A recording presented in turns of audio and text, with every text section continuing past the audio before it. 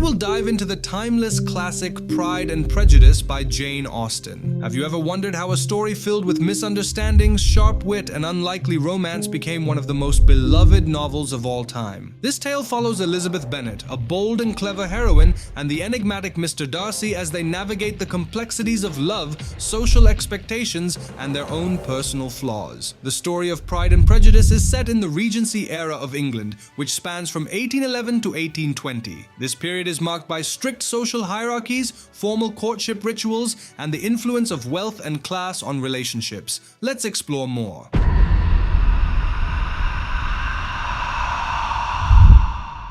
The residents of Hertfordshire County are excited by the news that a wealthy single gentleman named Mr. Bingley has rented Netherfield Park, a large house with extensive grounds. Mrs. Bennet urges her husband to go meet Mr. Bingley when he arrives in the neighborhood so that their 5 daughters may then have the opportunity to meet the gentleman and attract his interest. But Mr. Bennet had already visited Bingley that morning and teases his wife by showing no interest in going. Annoyed by him, Mrs. Bennet keeps nagging him, and finally, Mr. Bennet admits to having visited Bingley already, and Mrs. Bennet is overjoyed. They have 5 daughters: Jane, Elizabeth, also called Lizzie, Mary, Catherine, also called Kitty, and Lydia. Although Mr. Bingley returns Mr. Bennet's visit, the Bennet girls do not get the opportunity to meet him until a ball is held in the neighborhood. At the ball, Mr. Bingley is accompanied by his 2 sisters, his brother-in-law, and a friend, Mr. Darcy. While Mr. Bingley impresses everyone with his outgoing and likable personality, Mr. Darcy is declared to be proud, disagreeable, and cold. Even though Darcy is much richer than Bingley, the people are not interested due to his reserved behavior. Not only that, when Bingley suggests Darcy dance with Elizabeth, he says that she is tolerable but not beautiful enough to tempt him to dance.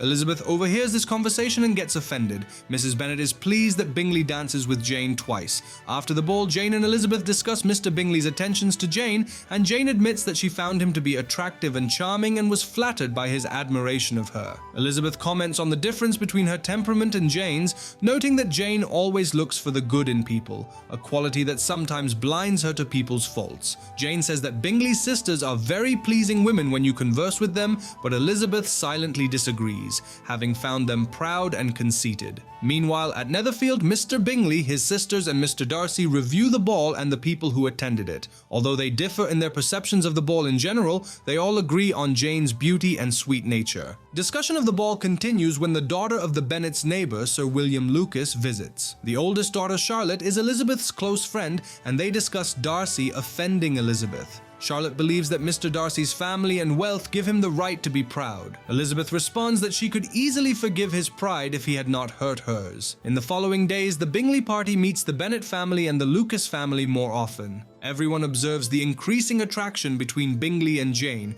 and the Bingley sisters also seem to be fond of Jane. As for Mr. Darcy, Elizabeth continues to view him as proud and reserved. She is unaware that his original assessment of her has changed, and that he has begun to be unwillingly drawn to her. The more he sees her, the more he's forced to acknowledge that her face is rendered uncommonly intelligent by the beautiful expression of her dark eyes. Though these discoveries are mortifying to him, he pays close attention to her conversations with others.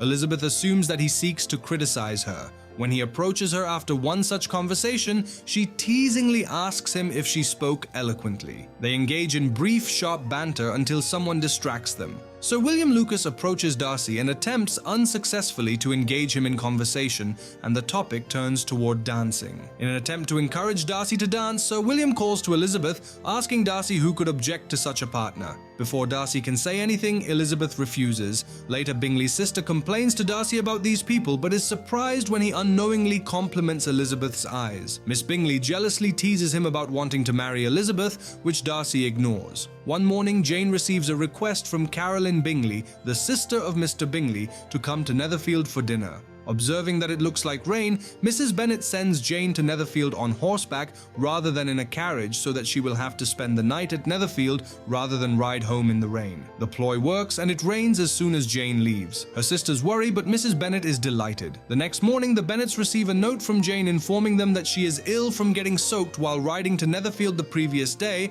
and will have to remain at Netherfield until she is better. Although Mrs. Bennet is satisfied at the thought of Jane spending more time in Mr. Bingley's home, Elizabeth Elizabeth is concerned and decides to walk the 3 miles to Netherfield to see for herself how her sister is doing. When Elizabeth reaches Netherfield, she finds Jane to be sicker than her letter implied, and Miss Bingley reluctantly invites her to stay with Jane. Although Elizabeth spends most of her time at Netherfield with Jane, she eats dinner with the others and joins them in the drawing room later in the evening. While Elizabeth is in their company, the Bingley sisters are polite to her, but when she is absent, the two women take delight in criticizing her relatives and the fact that she walked all the way to Netherfield to see Jane. They say she has no conversation, no style, no taste, no beauty, and mock her wild appearance that morning. They mention that even though Jane is sweet, her family is not good enough. Despite the ladies' taunts about Elizabeth, Mr. Bingley and Mr. Darcy approve of her and her care for her sister. The next day, Mrs. Bennet, Kitty, and Lydia visit Netherfield to check on Jane. While they are there, Elizabeth is embarrassed by the behavior of her family. Mrs. Bennet fawns over Mr. Bingley while simultaneously being blatantly rude to Mr. Darcy, and Lydia is overly forward with Mr. Bingley, reminding him that he promised to give a ball. Mr. Bingley good-naturedly agrees that he will give a ball as soon as Jane is better. When the Bennets leave and Elizabeth returns to Jane, Bingley's sisters mock them again. Darcy does not join in, even when Miss Bingley teases him about Elizabeth's fine eyes. As Jane continues to get better at Netherfield, Elizabeth again spends the evening in the drawing room with the others. She observes Miss Bingley's obvious attempts to flirt with Darcy, but Darcy seems unmoved by her efforts. When Elizabeth starts playing the piano, Darcy watches her, and she assumes he's finding ways to criticize her. Later, when Miss Bingley plays, Darcy asks Elizabeth if she'd like to dance. Elizabeth challenges him by commenting something smart, but he continues to find her more and more attractive and realizes that he had never been so bewitched by any woman as he was by her. Only the social class of some of her relatives prevents him from pursuing this attraction. The next evening, Jane is feeling well enough to join the group in the drawing room after dinner. Jane's attention is quickly taken completely by Bingley, leaving Elizabeth to again watch Miss Bingley disturbing Darcy with idle chatter. Eventually, Miss Bingley asks Elizabeth to walk around the room with her, which makes Darcy look up. She then draws Darcy into a conversation with them, which soon turns into a debate between Darcy and Elizabeth over folly, weakness, and pride. Troubled by his fascination with Elizabeth, Darcy decides to pay her less attention while she remains at Netherfield. Meanwhile, with Jane feeling better, both Jane and Elizabeth are eager to return home. Mrs. Bennet resists sending them the carriage, desiring for Elizabeth and Jane to remain at Netherfield a few days longer. Elizabeth, fearful of staying too long, asks Jane to request the use of Mr. Bingley's carriage. The Netherfield party urges them to stay at least until the following day, and Elizabeth and Jane agree and finally depart the next day. Although Mrs. Bennet is displeased that they left Netherfield so quickly, Mr. Bennet is glad to have them home again. The day after Jane and Elizabeth return home, their father announces that a visitor will be arriving that afternoon. The visitor is William Collins, Mr. Bennet's cousin, and the man who will inherit Longbourn after Mr. Bennet dies. The estate is entailed, meaning that, according to the terms of inheritance, it must go to a male heir. Because Mr. Bennet's children are all female, the property will, by law, go to the next closest male relative, Mr. Collins. Mr. Bennet points out to his wife and daughters that Mr. Collins, as heir, may turn them all out of the house as soon as he pleases when Mr. Bennet is dead. After Mr. Collins arrives, he turns out to be a strange mix of arrogance and overly eager flattery. He is proud of his position as the head priest of the Hunsford parish and his connection to Lady Catherine de Bourgh, and he does not hesitate to talk endlessly about his own opinions or Lady Catherine's. At the same time, however, he shows an endlessly respectful attitude, apologizing repeatedly as when he offends Mrs. Bennet by suggesting that they can't afford to have a cook on staff. Mr. Bennet finds his cousin absurd and is amused by him. After dinner, the family takes to reading. Mr. Collins declares he never reads novels, and after being offered a wide selection of books, he chooses a book of sermons for young women. As he is reading, Lydia chatters to Mrs. Bennet about the officers she met in town. Mr. Collins gets offended by this, and Mrs. Bennet and her daughters apologize for Lydia. Feeling a sense of obligation to the Bennet family because of the entail, Mr. Collins plans to ask one of the Bennet daughters to marry him. He initially had planned to ask Jane, but after Mrs. Bennet tells him that they expect Jane to be engaged soon, he easily decides to propose to Elizabeth. That resolved, Mr. Collins joins Elizabeth and her sisters as they walk to Meryton, where Lydia and Kitty are excited to see some of the officers stationed there. Everyone's attention is drawn to a new officer, George Wickham, who impresses Elizabeth with his good looks and charming manners. As Elizabeth and her sisters are speaking with Wickham, Darcy and Bingley ride up to them. Elizabeth is intrigued to notice that Darcy and Wickham recognize each other,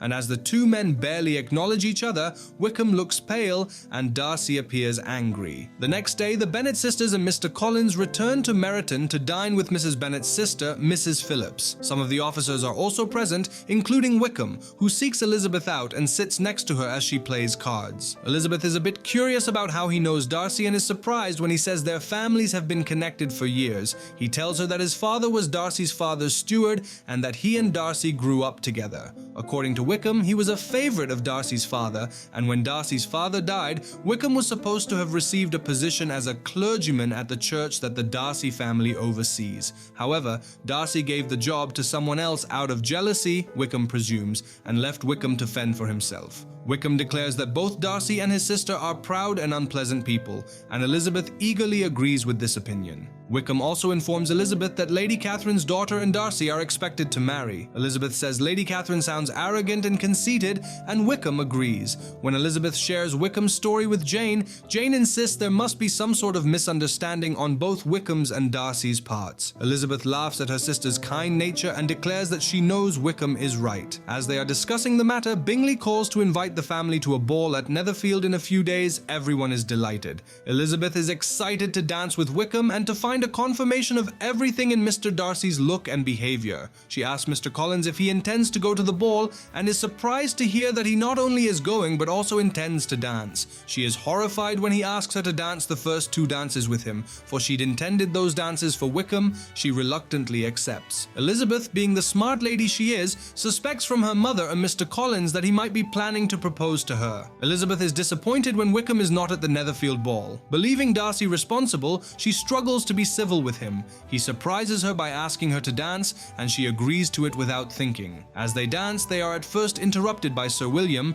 who hints at the anticipated engagement between Jane and Bingley. Darcy seems troubled by this, but is then distracted when Elizabeth raises the subject of Wickham. They discuss Wickham tensely and end their dance feeling angry and dissatisfied, but Darcy, being attracted to her, forgives her. Jane tells Elizabeth that Bingley has confirmed that Wickham is not respectable and that Darcy has been kinder than Wickham deserves. Elizabeth refuses to believe this and responds that Bingley doesn't know the whole story. At dinner, Elizabeth is mortified by her mother's increased chatter to Lady Lucas about Jane and Bingley getting engaged. She notices that Darcy can't help but hear her mother's loud whispers and unsuccessfully encourages her mother to change the subject. After dinner, Elizabeth's sense of humiliation grows as her parents and all of her sisters, except Jane, act foolishly and without restraint. Mr. Collins adds to her misery by continuing to hover near her, causing Elizabeth to be grateful when her friend Charlotte distracts and engages him in conversation. The morning after the Netherfield ball, Mr. Collins proposes to Elizabeth. He outlines his motivation for proposing and promises never to bring up the fact that she brings so little money to the marriage. Torn between discomfort and the desire to laugh at his officious manner,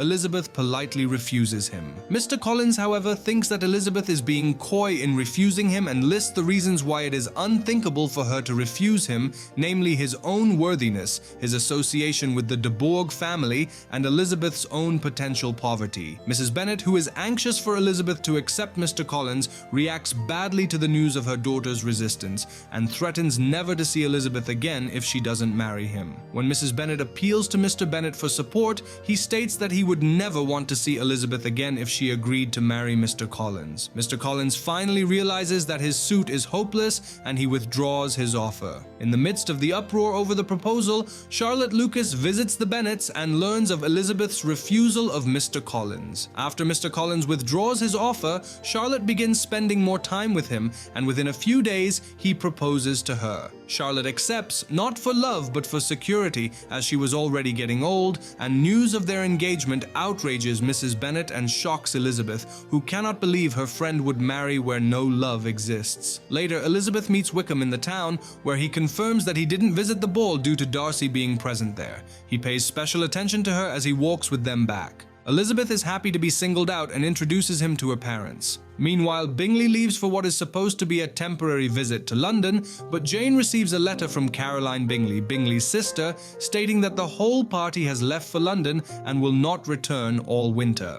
Caroline tells Jane that they are spending a great deal of time with Georgiana Darcy, Darcy's sister, and hints that she would like Miss Darcy to marry her brother. Jane is shocked by the news but believes that Caroline's letter is written in friendship and goodwill. Elizabeth, on the other hand, is suspicious of the role Darcy and Bingley's sisters may be playing in keeping Bingley and Jane apart. She says that Bingley's love for Jane is obvious and that their family simply is not rich enough or grand enough for them. Meanwhile, Mrs. Bennet is still angry at Elizabeth for turning down Mr. Collins. Jane receives another letter from Caroline Bingley and unhappily reads that the Bingleys have no plans of ever returning to Netherfield. The news leaves Jane depressed and makes Elizabeth angry. She blames Darcy and Bingley's sisters for interfering with her sister's happiness and resents Bingley for how easily he has been manipulated by those close to him. Elizabeth's mood is lifted somewhat by frequent visits from Wickham, who continues to be attentive to Elizabeth. Mrs. Bennet's brother and sister-in-law, Mr. and Mrs. Gardiner, come to Longbourn to spend Christmas with the Bennet family. Unlike Mrs. Bennet's other relatives, the Gardiners are well-mannered and intelligent, and Jane and Elizabeth feel especially close to them.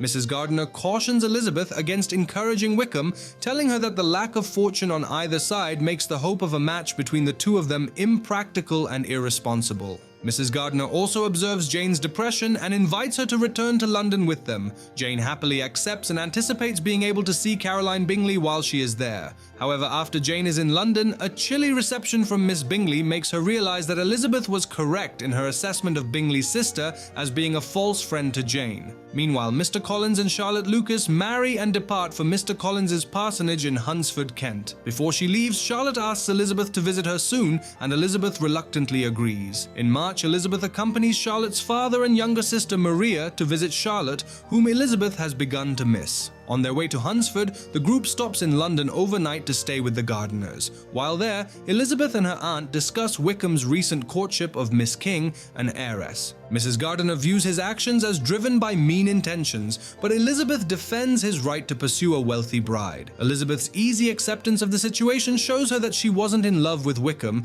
and she doesn't blame him or Miss King. Before Elizabeth leaves London, her aunt and uncle invite her to accompany them on a trip to northern England in the summer, and Elizabeth agrees.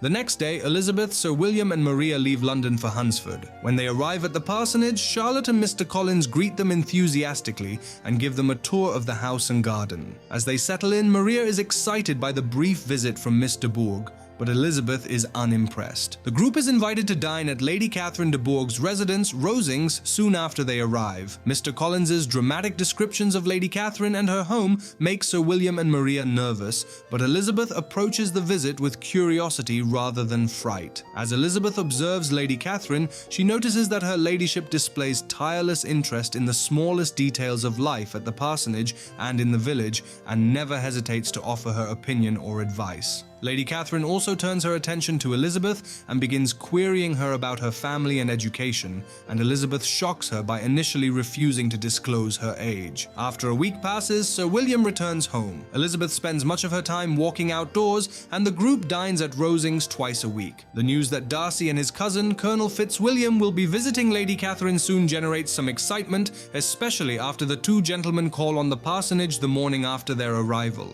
Colonel Fitzwilliam impresses Elizabeth with his gentlemanlike manner, while Darcy remains as aloof as ever. About a week after Darcy and Fitzwilliam arrive at Rosings, the residents of the parsonage are again invited to dinner. Lady Catherine focuses much of her attention on Darcy, while Colonel Fitzwilliam seems taken with Elizabeth. The Colonel asks Elizabeth to play the piano for him, and she complies. Darcy soon joins them at the piano, and it is not long before Elizabeth and Darcy become engaged in a spirited conversation about Darcy's reserved behavior among strangers. Elizabeth reproaches him for not trying harder, while Darcy states that he simply isn't able to easily converse with people he doesn't know well. The next morning, Darcy visits the parsonage and is surprised to find Elizabeth alone. Their conversation begins in a stilted and awkward manner, but soon Elizabeth cannot resist questioning him about whether Bingley plans on returning to Netherfield. The discussion turns to Charlotte's marriage to Mr. Collins, leading to a brief debate over what constitutes an easy distance for a woman to be separated from her family after she marries. Charlotte comes home, and Darcy soon leaves. Surprised by his presence, Charlotte wonders if Darcy is in love with Elizabeth and closely observes him during his subsequent visits. Elizabeth keeps encountering Darcy during her walks through the park and is bothered when, rather than leaving her alone, he continues to join her. One day, she meets Colonel Fitzwilliam while walking, and they begin discussing Darcy's character. When Fitzwilliam relates the story of a most imprudent marriage that Darcy saved Bingley from, Elizabeth realizes he is talking about Jane. She becomes angry and upset with Darcy for breaking Jane and Bingley's hopes of marrying. Reflecting on this in her room, Elizabeth cries. Feeling unfit to see Lady Catherine and especially wanting to avoid Darcy, Elizabeth decides not to go to Rosings that night for dinner, telling Charlotte that she has a headache. After everyone has left for Rosings, Elizabeth is startled by the arrival of Darcy, who inquires about her health. After a few minutes of silence, Darcy shocks Elizabeth with a declaration of love for her and a proposal of marriage. Initially flattered by his regard, Elizabeth's feelings turn to outrage as Darcy catalogues all the reasons why he has resisted his feelings for her, namely, how her inferior social class would degrade his own standing and the problem of her family. Elizabeth in turn stuns Darcy by refusing his proposal, stating, "I had not known you a month before I felt that you were the last man in the world whom I could ever be prevailed on to marry." She condemns him for separating Jane and Bingley, for treating Wickham poorly, and for his arrogance and selfishness. He accepts these accusations without apology, even with contempt. However, he flinches when she accuses him of not behaving like a gentleman. When Elizabeth finishes her accusations, Darcy angrily departs. Overwhelmed with emotion, Elizabeth cries for half an hour afterward and retreats to her room when everyone returns home. As Elizabeth is walking the next morning, Darcy approaches her, gives her a letter, and leaves her alone to read it. In the letter, Darcy does not renew his marriage proposal, but instead addresses Elizabeth's two main objections to him: his involvement in Jane and Bingley's breakup, and his treatment of Wickham. Regarding Jane and Bingley, Darcy states that he believed Jane did not love Bingley and consequently persuaded Bingley of the same. He admits that he wanted to save Bingley from an imprudent marriage, but stresses that he felt Jane's feelings were not deeply involved because her calm nature never displayed any indication of strong attachment. Darcy adds that Jane's mother, her three younger sisters, and even her father act improperly in public and create a spectacle of themselves. As for Wickham, Darcy states that he is a pleasant but unprincipled man who is greedy and vengeful. Contrary to Wickham's account, Darcy asserts that he did not deprive Wickham of the clergyman position without compensation. Instead, at Wickham's request, Darcy gave him £3,000 to use for studying law. Wickham squandered the money, tried to get more from Darcy, and when that failed, attempted to elope with Darcy's sister. Darcy directs Elizabeth to ask Colonel Fitzwilliam for confirmation of anything she questions in his letter. At first, Elizabeth refuses to believe the letter, but after rereading it and reflecting on the circumstances Darcy recounts, she soon realizes, with a great deal of shock and chagrin, that it is entirely true. Reflecting on her former behavior and views, she is horrified and ashamed that she misjudged situations and ignored the truth. Depressed and mortified, she finally returns to the parsonage and learns that both Darcy and Colonel Fitzwilliam had visited and departed. Darcy and Colonel Fitzwilliam leave Hunsford the day after Darcy gives Elizabeth the letter, and Elizabeth and Maria leave about a week later. On their way back to Longbourn, they stop at the Gardeners in London for a few days, and Jane returns home with them. Back at home, Kitty and Lydia agonize over the fact that the officers are leaving for Brighton in 2 weeks. Elizabeth is pleased that Wickham will no longer be around, now that she knows the truth about his character. Elizabeth relates Darcy's proposal and the contents of the letter to Jane, except for the part about Jane and Bingley. Jane responds with shock and disbelief that Wickham could possess such a mercenary nature. She and Elizabeth discuss whether this new information about Wickham should be made public, but ultimately decide against it, as he will be leaving soon. As the regiment prepares to depart,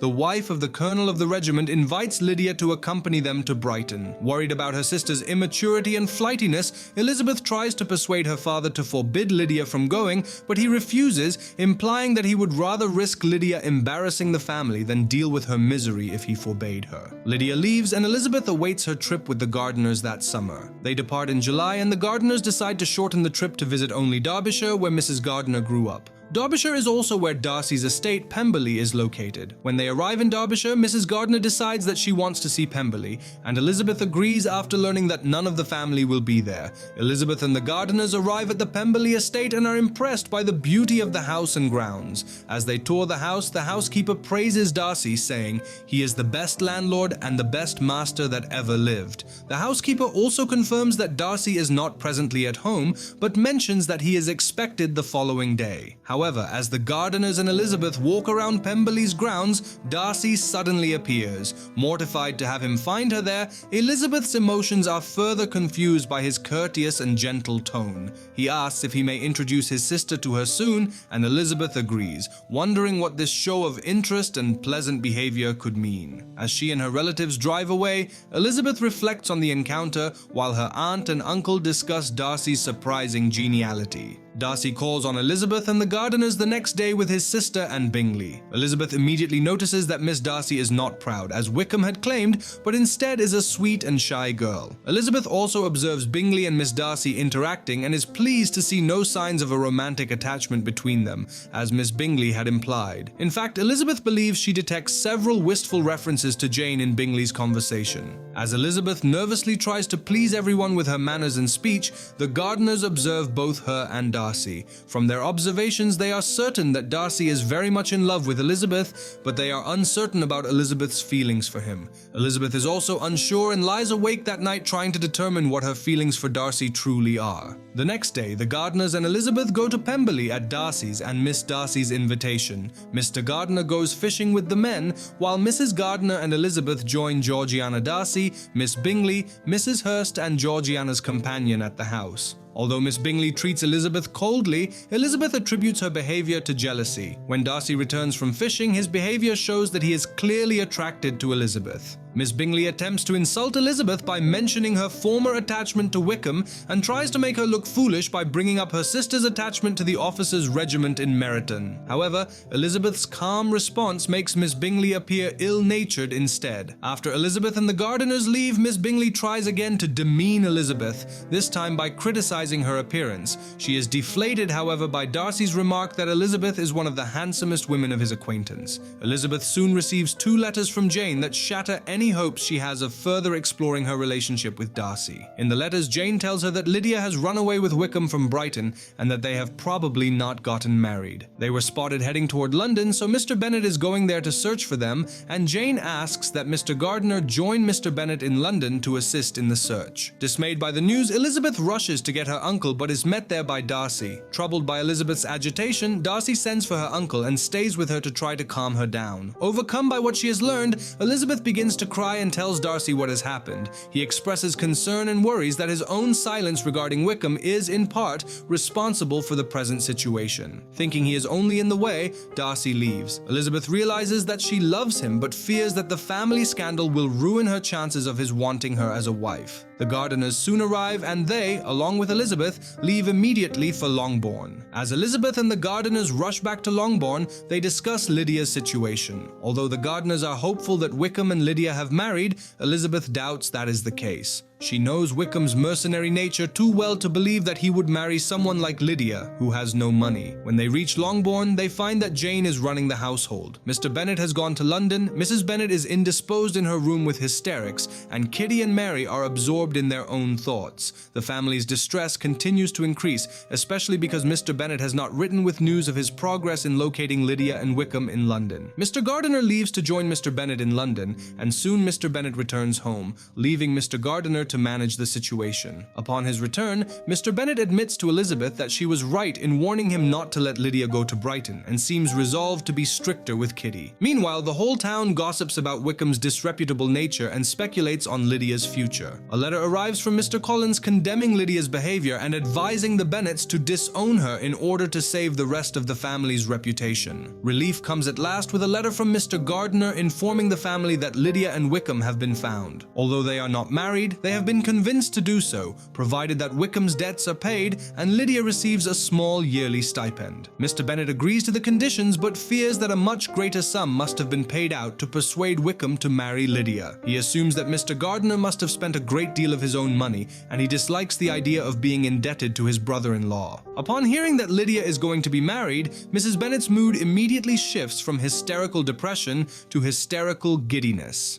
Forgetting the shameful circumstances under which the marriage will take place, she begins calculating how much Lydia will need for new wedding clothes and plans to personally spread the good news to her neighbors. When Mr. Gardiner writes that Wickham has an officer's commission in the north of England, Mrs. Bennet alone regrets that the couple will be living so far away. Contemplating her sister's marriage, Elizabeth reflects that her wishes for a future with Darcy are completely hopeless now. Even if he would marry into a family as embarrassing as the Bennets, he would never willingly marry into a family of which Wickham is a part. This thought saddens her, for she realizes at last how perfectly matched she and Darcy would have been. Soon after Lydia and Wickham marry, they arrive at Longbourn. Much to Elizabeth and Jane's embarrassment and Mr. Bennet's outrage, the couple acts completely self-assured and unashamed. In observing the couple, Elizabeth notes that Lydia seems to be more in love with Wickham than he is with her, and she surmises that Wickham fled Brighton mainly because of gambling debts, taking Lydia along because she was willing. Unimpressed by Wickham's still charming manners, Elizabeth politely informs him that she is aware of his past but wants to have an amiable relationship with him. One morning, Lydia mentions that Darcy was present at her wedding.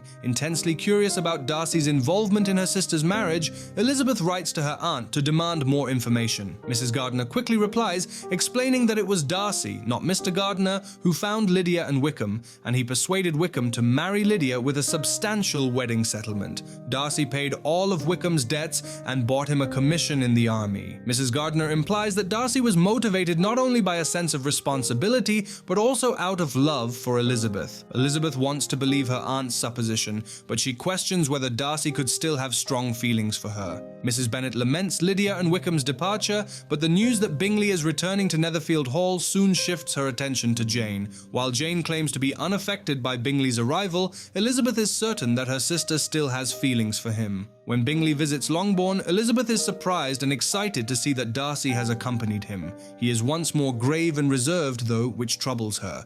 Making Elizabeth more uncomfortable is her mother's rude treatment of Darcy, especially when she reflects upon how much Darcy has secretly helped the Bennet family. Darcy goes to London and Bingley continues to visit the Bennets. He and Jane grow closer, and much to everyone's delight, he finally proposes. Lady Catherine de Bourgh unexpectedly drops by Longbourn one day to talk to Elizabeth. She has heard a rumor that Darcy and Elizabeth are about to be engaged and is determined to stop any romance that may exist between them. Declaring that Darcy and Miss de Bourgh, that is, Lady Catherine's daughter, have been intended for each other since they were born, Lady Catherine tells Elizabeth that the match between her nephew and daughter will not be ruined by a young woman of inferior birth, of no importance in the world, and wholly unallied to the family. Despite Lady Catherine's demands, Elizabeth refuses to be intimidated, and she fuels Lady Catherine's outrage by refusing to promise never to accept a proposal from Darcy. Lady Catherine leaves angrily, threatening to approach Darcy on the matter. Shaken by the confrontation, Elizabeth wonders how Darcy will react to his aunt's disapproval of her.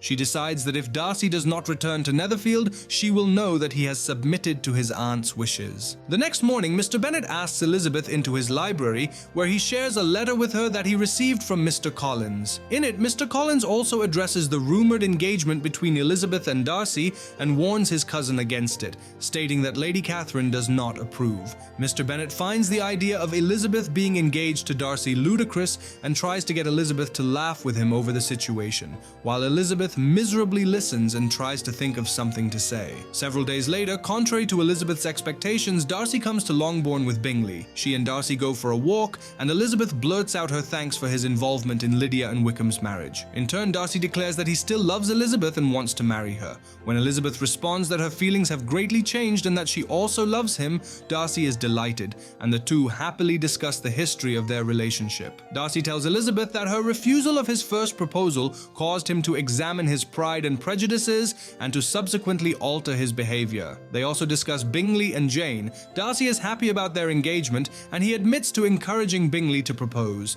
Darcy and Elizabeth's engagement is so unexpected that the Bennet family has difficulty believing it at first. Elizabeth's criticisms of Darcy were initially so strong that no one except the Gardiners had any idea of the change in her feelings for him. After the family is convinced, however, everyone's reactions are characteristic. Jane is genuinely happy for her sister, and and Mrs. Bennet is thrilled at the prospect of Darcy's wealth. Mr. Bennet is saddened that his favorite daughter will be leaving, but he is happy to discover that Darcy paid off Wickham rather than Mr. Gardiner, feeling that because a family member did not pay the debt, Mr. Bennet is released from his obligation to pay the money back. After the marriages of Elizabeth and Darcy and Jane and Bingley, life progresses happily for the newlyweds. The Bingleys move close to Pemberley after about a year, and Elizabeth and Jane are frequently visited by their sister Kitty, who improves considerably under their influence. Back at Longbourn, Mrs. Bennet continues to be silly, Mr. Bennet misses Elizabeth and enjoys visiting her, and Mary appreciates having no pretty sisters at home to compete with.